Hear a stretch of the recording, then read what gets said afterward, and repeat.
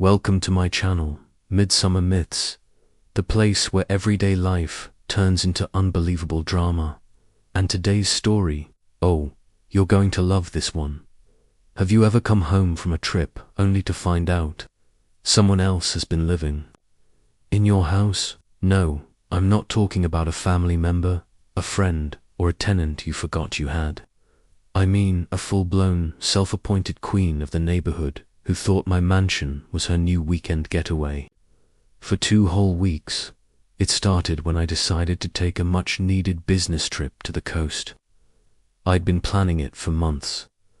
My mansion sat on 2 acres, with a gated entrance, lake views, and security cameras, the kind of property that makes HOA Karens grind their teeth at night because they can't control it.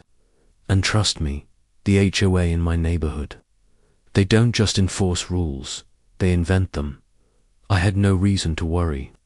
My gates were locked, my alarm system was on, and my house manager Linda was scheduled to check in every few days. But 3 days into my trip, Linda called with a strange question. "Hey, did you give anyone permission to stay here?" My stomach tightened. "No, why?" "That's what I thought. There's a woman here, says she's the HOA president, and she has groceries." At first I laughed. Surely it was a misunderstanding. Maybe she was there to inspect something ridiculous, like lawn edging or the spacing of the driveway bricks. But Linda described more. Suitcases in the foyer, her car parked in my driveway, and the sound of someone singing in my shower. That was the moment I knew this wasn't a quick visit. She'd moved in. Asterisk, you ever had that feeling? Where your stomach just drops, like the ground's been pulled out from under you. That's exactly where I was when I realized a stranger, an HOA Karen of all people, was living in my house. I didn't even finish my trip. I packed my bag that night, booked the earliest flight back, and didn't tell her I was coming. I wanted to see this for myself. The drive from the airport to my place felt twice as long. The whole way, my mind was racing. How had she gotten past my gates, my security system? Did she break in, or did someone actually let her in? When I finally turned onto my street, I spotted it immediately, her shiny white Lexus SUV parked right in the center of my driveway, like she owned the place. And on my front porch, a giant fern I'd never seen before, along with a pair of flip-flops. I unlocked the gate and pulled in slowly, but before I could even get out of the car, the front door swung open, and there she was. Blonde bob haircut, oversized sunglasses, and an expression like she'd just caught me trespassing. "What are you doing here?" she demanded. I was too stunned to answer for a second. "This is my house. What are you doing here?" she scoffed. "Well, I assumed you'd be gone longer. The HOA granted me temporary oversight of the property while you were away. You left the lawn overgrown and the back porch cluttered. I couldn't just let the place become an eyesore." I stared at her, trying to process the sheer audacity. "Oversight. That doesn't mean you move in."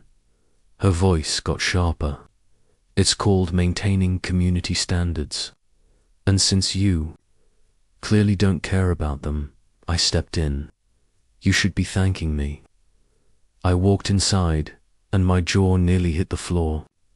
My living room looked like a home makeover show had exploded.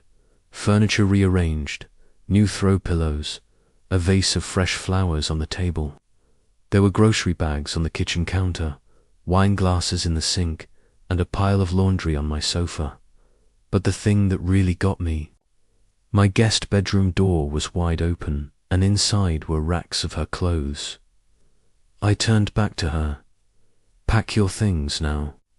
That's when she whipped out her phone, dialed 911, and told the operator she had an intruder in her home.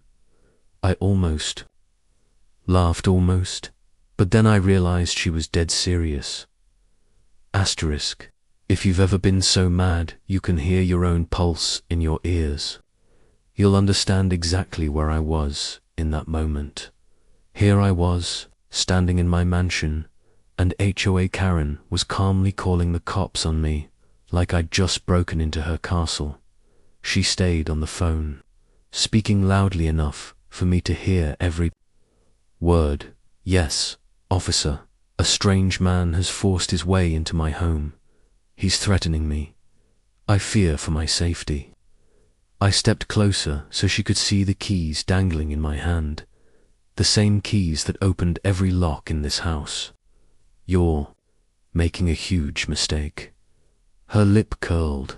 The mistake is you thinking this property is still yours after the HOA got involved. That line made something click in my head. This wasn't random. She actually thought she could take my house. Within minutes, 2 squad cars rolled up. The officers stepped out, hands resting on their holsters, eyes darting between me and her. "Sir, can we see some ID?" one of them asked. Karen jumped in before I could speak. "Don't believe anything he says. He's probably got fake papers. I've been living here for 2 weeks. Ask the neighbors."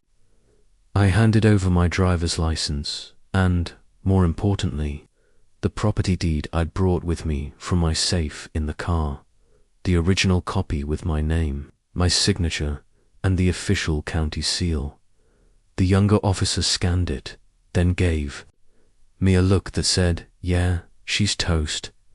"Ma'am," he said slowly, "do you have any proof this is your residence?" Karen crossed her arms. "I don't need proof. The HOA board will back me up. This house was falling apart when I moved in. I've improved it." I could feel the tension in the air shift. The officers exchanged a glance. The older one turned to her. "Ma'am, that's not how property ownership works." Karen's voice got shriller. "You don't understand. I saved this house from becoming an embarrassment to the neighborhood. I had every right to be here." That's when I pulled out my phone and tapped the screen. Every camera in the house had been recording the entire time I was gone. I had hours of footage showing her walking in with suitcases, rearranging furniture, inviting friends over, and even hosting a wine night in my dining room. The officers watched a short clip, and you could practically hear their patience snap. "Ma'am, you need to start packing now," the older one said. "If you don't, you'll be removed and charged with trespassing." Karen looked like she'd swallowed a lemon. "This is harassment. I'm calling the HOA president." "Do that," I said with a smile, "and tell him to expect a call." From my attorney to W, she stormed off toward the guest room, muttering under her breath. But as she passed me, she hissed, "You have no idea who you're messing with." Oh, I knew exactly who I was messing with. And I also knew this wasn't over, because if she thought she could waltz into my mansion, live rent-free, and walk away without consequences, she was about to get a very rude awakening. Asterisk, if you've ever had someone so entitled in your life that they made you consider installing a drawbridge and moat, you'll know where my head was at now. Karen might have been packing up, but in my mind, she was still squatting in my life rent-free, and that was about to change. The moment the officers left, I didn't just call my attorney, I called 3 of them. A property rights specialist, a criminal defense lawyer for me, just in case she tried anything wild, and a litigation bulldog whose nickname in the county courthouse was the Wrecking Ball. Within an hour, we'd pieced together the plan. First step, hit her where it hurt, her HOA position. See, I'd done some quick digging while she was collecting her belongings. And it turned out she wasn't just a loudmouth neighbor. She was the HOA vice president, the The same HOA that had been nitpicking my lakefront mansion for years with bogus violation notices. Now, with the footage I had of her illegally occupying my property, I had the leverage to not just remove her from the board, but to make the whole HOA squirm. That night, I drafted a formal complaint to the HOA's legal counsel. Attached were time-stamped video files, photographs, and a very detailed incident report. I CC'd every single board member, and for good.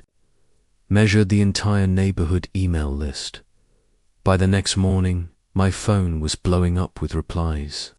Half the neighbors were shocked. The other half admitted they weren't surprised in the least. Turns out Karen had a long history of bending rules when it suited her. The HOA president called me, his voice tight. "Listen, we'd like to handle this internally. No need to involve." I cut him off. Too late. I've already filed a police report, and I'm pressing charges. Silence. Then, in a low voice, "You're making a mistake." "No," I said, letting my words hang in the air. "Karen made the mistake. I'm just cleaning it up." 2 days later, Karen was officially removed from the HOA board. That alone would have been satisfying. But I wasn't done. With my lawyer's help, I filed a civil lawsuit for trespassing, unlawful occupancy, and damages to the property, because yes, she'd chipped the marble counter in the kitchen and left wine stains on my imported rug, the cherry on top. I had my security company compile a highlight reel of her 2-week staycation in my mansion, complete with her lounging by my pool, sipping wine in my robe, and giving what looked suspiciously like a guided tour to some friends. When the HOA tried to mediate by offering to pay for the damages if I dropped the charges, I politely declined. This wasn't about money anymore. This was about principle. Word spread fast. By the end of the week, Karen couldn't walk down the street without someone whispering. Some neighbors said she'd stopped answering her door entirely. Others claimed she was talking about moving to Florida to start fresh. But I wasn't done yet, because the most delicious part of revenge is timing it perfectly. And I had one last card to play that would make sure she never forgot the 2 weeks she spent in my mansion. You ever notice how life has this funny way of tying the bow for you when you don't even have to lift a finger? Well, that's exactly what happened next. After the cops escorted Karen off my property, and she got slapped with trespassing charges, I figured that was the end of it. Case closed. She'd been caught, shamed, and removed from my home. What more could there be? But the thing about people like Karen is they can't stand the idea of losing face.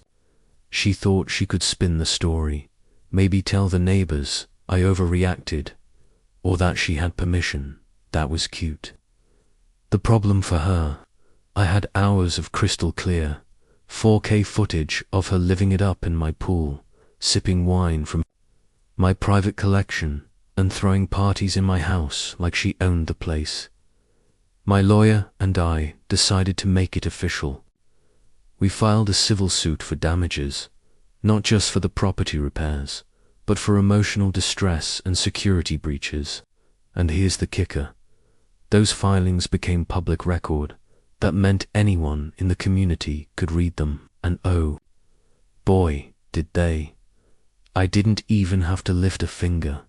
Within a week, the local gossip mill was running full throttle. Did you hear Karen's been living in his mansion? Did you see the pictures? It got so bad that someone leaked the court documents to a real estate news blog, which ran a headline so brutally perfect I almost framed it. HOA Vice President squats in neighbor's $3 million. Mansion busted by security cameras from there. It was like watching a match hit dry grass. The story got picked up by a big HOA watchdog YouTube channel, and they asked if they could feature my footage. I gave the green light, And suddenly, Karen's poolside lounging, sun hat and all, was going viral. She lawyered up again, trying to scream defamation. But here's the beauty of the truth. You can't defame someone with facts. My attorney sent her a neat little letter. Everything shown is a matter of record and documented by law enforcement. She went silent after that. A month later, I drove past her place and saw the for sale sign. Turns out, losing her HOA position, getting charged, and having her name plastered all over the internet was too much. Word was, she was moving down to Florida to start fresh. Here's where the universe decided to add the cherry on top. The buyer of her home, my business partner, and since he spends most of the year overseas, he asked if I'd manage the property for him. So now, whenever I feel like it, I can walk right through the gates of what used to be Karen's precious fortress, the same gates she once tried to keep me out of. She thought she'd take over my house. Instead, I ended up with the keys to hers. Call it karma, call it justice. I just call it a perfect ending.